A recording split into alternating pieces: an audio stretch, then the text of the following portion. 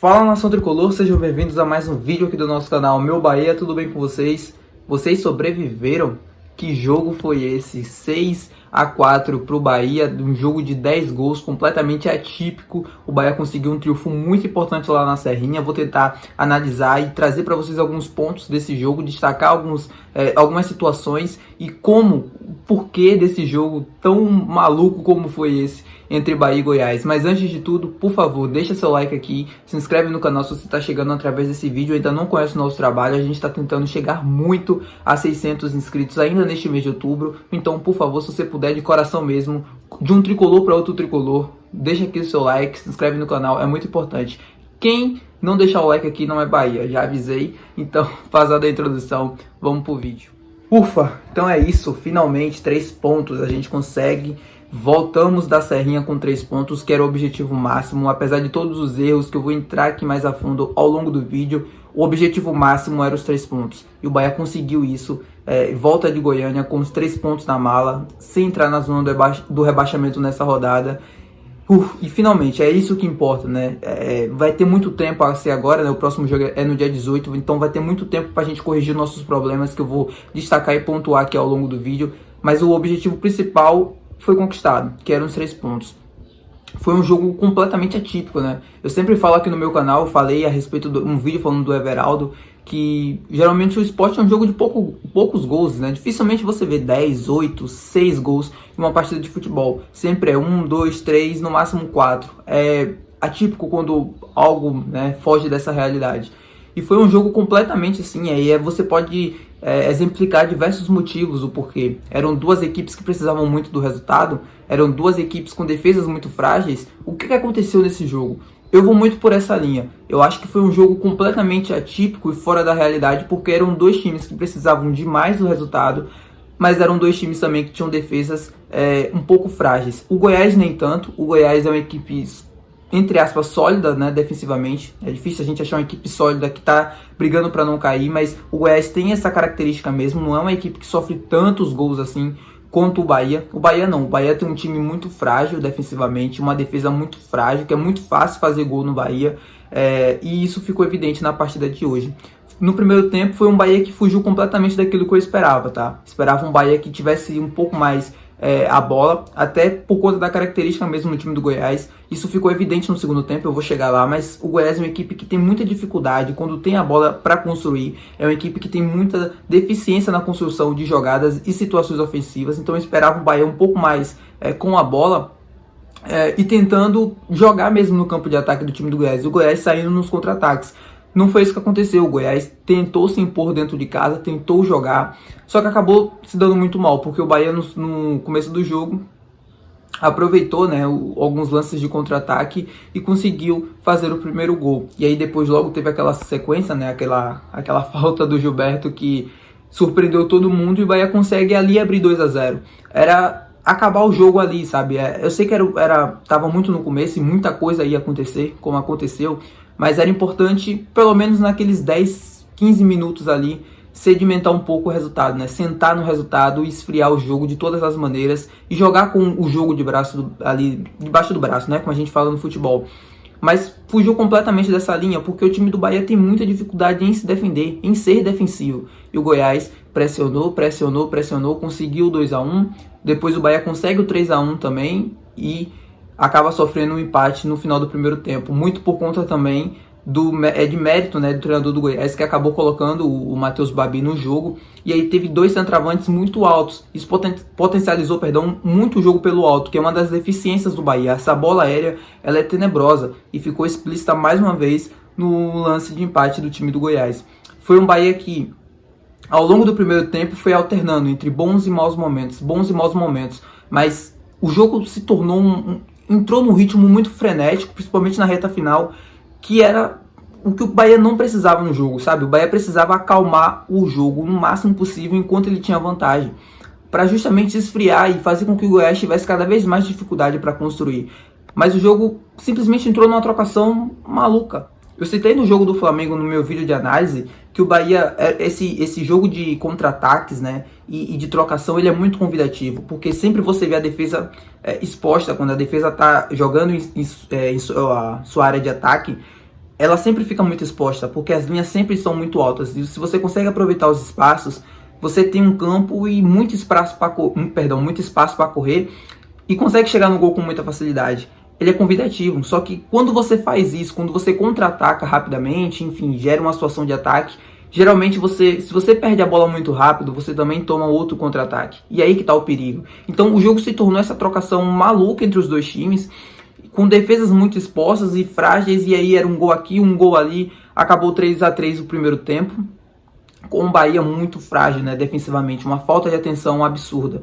E aí a gente vai para o segundo tempo, esperava um Bahia que conseguisse pelo menos acalmar o jogo e buscar novamente a vantagem, só que foi algo totalmente ao contrário disso. O Bahia acaba tomando a virada para o 4-3, eu simplesmente não acreditei quando eu vi o jogo do Santos na minha mente, porque era um jogo que a gente estava com a vantagem, saindo com 3 pontos, e do nada consegue tomar uma virada inacreditável. Só que o jogo naquela altura, né, daquele caminhão de gols, completamente maluco, o gol de falta do meio de campo, tava muito difícil prever e manter a sanidade no jogo, né? E aí o Bahia praticamente em 10, algo próximo disso, né, no mesmo tempo que tomou a virada no primeiro tempo, consegue também dar a virada no segundo tempo, fazer o 5-4, e aí sim, o Rogério a partir dali vai cada vez mais trazendo o time para trás, solidificando um pouco mais a defesa e controlando mais o jogo. Controlando como? Dando a bola para o Goiás. Porque o Goiás é uma equipe que tem muita dificuldade em construção, e a gente viu isso no segundo tempo. Na segunda metade, por exemplo, o Goiás teve mais a bola, o Bahia acabou fazendo uma linha de 5 lá atrás, né, jogando com 3 zagueiros,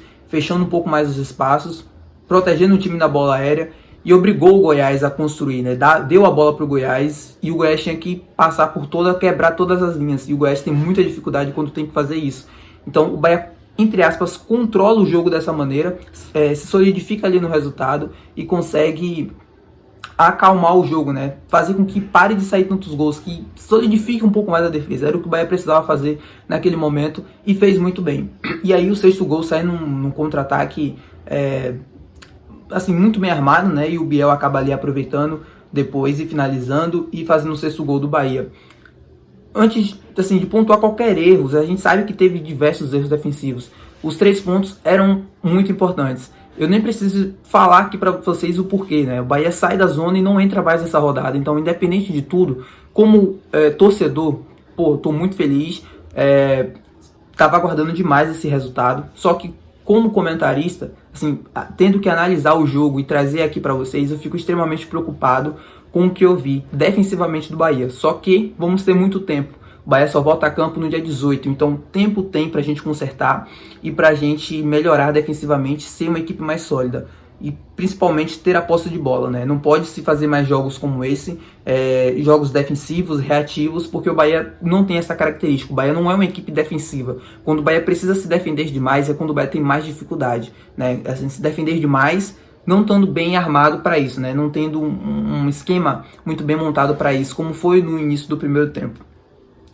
Espero do Bahia a partir de agora, principalmente no jogo em casa contra o Internacional, que seja uma equipe que controle mais o jogo com a bola, tendo a posse de bola, como era para ter essa característica, como era para se solidificar esse estilo de jogo. Só que ao longo do campeonato, os resultados ruins e a situação do time na zona do rebaixamento, às vezes não tem o que fazer mesmo.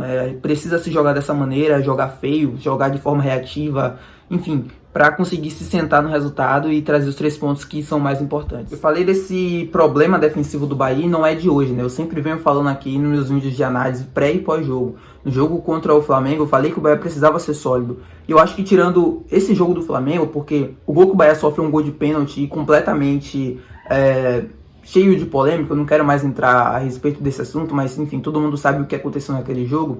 Tirando aquele lance ali, o Bahia tava se postando muito bem lá atrás. O Bahia estava cedendo pouquíssimos espaços ao Flamengo, principalmente pelo meio, e se defendendo muito bem também com a bola aérea. Só que no jogo contra o Coritiba, mesmo num jogo, onde eu falei aqui em um dos meus vídeos, mesmo em um jogo onde o Coritiba faz uma das suas piores partidas no campeonato, ou talvez até a pior, o Bahia acaba tomando 2 gols dessa mesma equipe, por falta de atenção, falta de foco mesmo durante o jogo.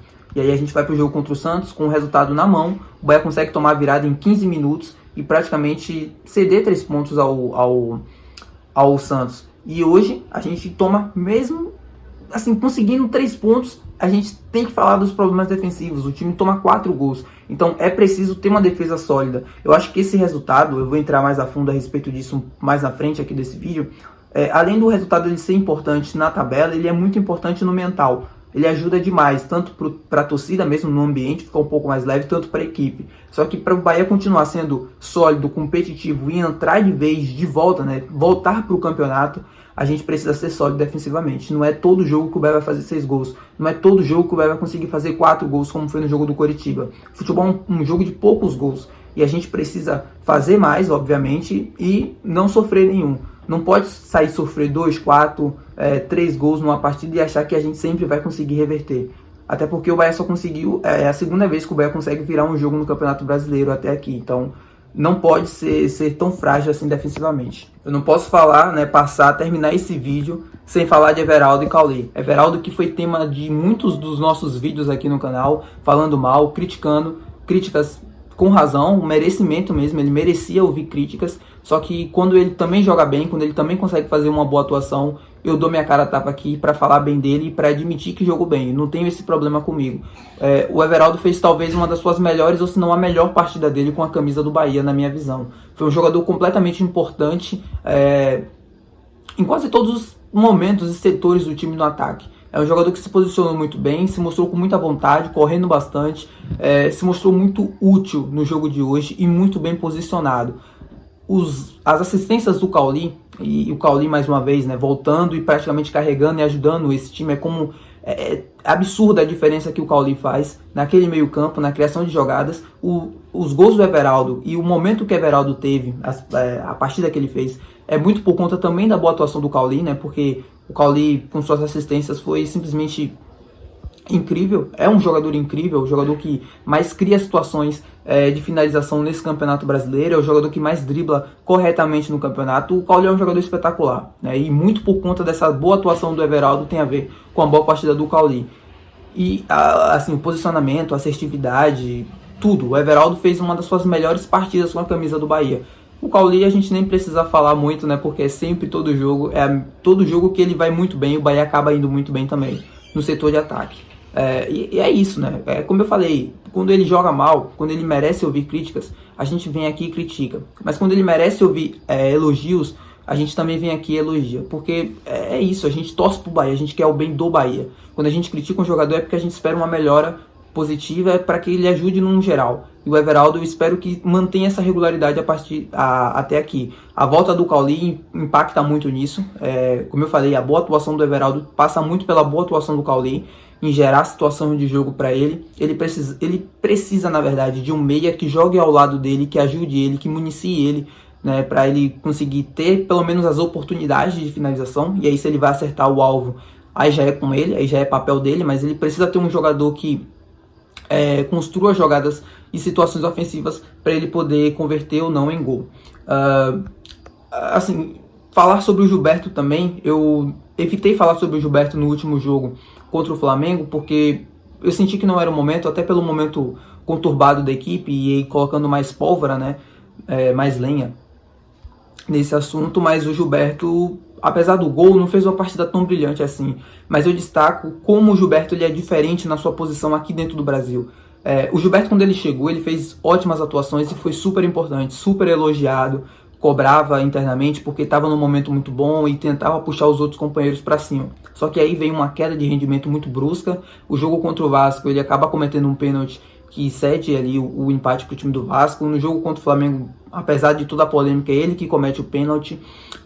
Atuações ruins, mal defensivamente. Só que o Gilberto é um jogador muito acima da média aqui dentro do Brasil. É um jogador que tem muita experiência, que tem muita rodagem em jogos grandes lá na Europa, principalmente pelo Benfica. É um jogador com uma qualidade muito alta para os laterais aqui no Brasil. Eu tento acompanhar sempre o Campeonato Brasileiro e todos os outros clubes, principalmente os que estão ali junto com o Bahia, e não tem nenhum lateral direito nesse Campeonato Brasileiro que supere o Gilberto em termos de qualidade de jogo. Só que o Gilberto vinha numa má fase, e aí ele faz aquele gol que para mim é mérito total do chute dele. Apesar do Tadeu estar adiantado, e aí vale o oportunismo, e o foco dentro do jogo, acertar um chute daquela natureza é de rara felicidade. E ele consegue, ele dá a qualidade necessária na batida da bola para conseguir o gol, e que no final das contas foi fundamental, né, para o triunfo. Apesar de todas as reviravoltas e o jogo completamente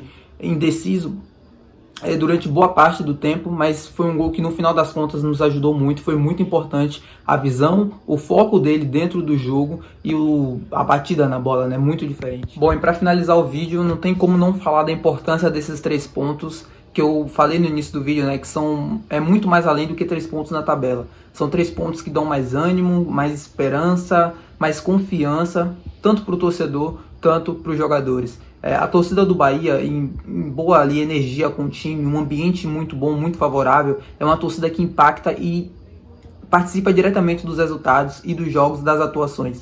Então, ter um ambiente mais leve, mais tranquilo para esse jogo contra o Internacional, ele é muito importante. Vai ser um jogo extremamente decisivo e importante para o Bahia, principalmente dependendo do resultado do Grenal que vai acontecer, o último jogo, né, do Internacional antes desse confronto contra o Bahia. Se o Internacional não vence o Grenal e o Bahia consegue um triunfo diante deles, o Bahia passa já o Internacional na tabela. Então é um jogo extremamente importante para a gente, para subir no campeonato, uma nova chance de voltar para o campeonato e sair dessa zona incômoda. E como eu falei, é importante porque todo mundo vai motivado, todo mundo vai muito confiante, com as energias e as esperanças renovadas para esse jogo. É a oportunidade do Bahia voltar para o campeonato, né? Se o Bahia conseguir se solidificar a partir de agora e fazer jogos mais competitivos e sólidos, a tendência da gente subir na tabela é muito grande. E é se afastar da zona dessa zona do rebaixamento também. O Bahia precisa, o máximo possível de tempo nesse momento, encurtar o campeonato. O campeonato não pode ficar muito longo para o Bahia. Essa luta contra o Z4 ela tem que acabar muito antes do campeonato, para a gente poder se sentir mais tranquilo, né, dentro da tabela, mais confortável ali com a nossa situação, e também pensando em competição sul-americana. Ainda é uma realidade possível, né? Uma sul-americana ainda é, por que não, uma vaga alcançável. E é muito importante para o ano que vem, pensando em calendário, em questão financeira. Então é importante ter uma competição a mais para se disputar, principalmente uma competição internacional. Enfim, a gente precisa encurtar o campeonato. O campeonato não pode ficar muito longo para o Bahia, porque isso atrapalha tudo, mental, nível de confiança, ambiente muito ruim. Enfim, o Bahia não pode alongar esse campeonato, não pode desperdiçar mais pontos, não pode mais negociar resultados. 3 pontos, triunfos em casa precisam ser, a partir de agora, a partir desse momento, precisam ser obrigação. E aí, dependendo do adversário, fora de casa, buscar 1 ponto, 3 pontos, enfim. Mas em casa, os resultados precisam acontecer. O Bahia já vacilou muito ao longo do campeonato e a gente não pode mais se dar o luxo, né, de achar que empate ou, enfim, qualquer que seja outro resultado que não seja 3 pontos sejam interessantes. Mas é isso, se você gostou do vídeo, assistiu o vídeo até aqui, por favor, não se esquece de deixar o seu like, o seu gostei é muito importante. Como eu falei, a gente está querendo crescer nesse mês de outubro, então seu apoio, sua inscrição, seu like, seu comentário, ele é muito importante. E por favor, de coração, se você gosta dos nossos vídeos, se você já acompanhou mais de um vídeo meu, se você está chegando a partir desse vídeo e assistiu até aqui, gostou da minha análise, do conteúdo, dos vídeos aqui do canal, por favor, cara, não se esquece de deixar o seu gostei, de se inscrever. Se você tiver alguma dúvida, discordar de mim, alguma coisa aqui, também deixa seu comentário. Não tem problema, não levo, assim, se você discordar de mim, tá tudo certo, tá tudo bem, cada um tem sua opinião, não tem problema. Então comenta aqui embaixo, se você concordar também, deixa aqui seu comentário. O importante é comentar e ajudar o canal a crescer, tá? Já me enrolei demais nessa finalização aqui, mas é só para falar para vocês mesmo que é muito importante e eu conto muito com esse apoio de vocês, tá? É isso e até o próximo vídeo.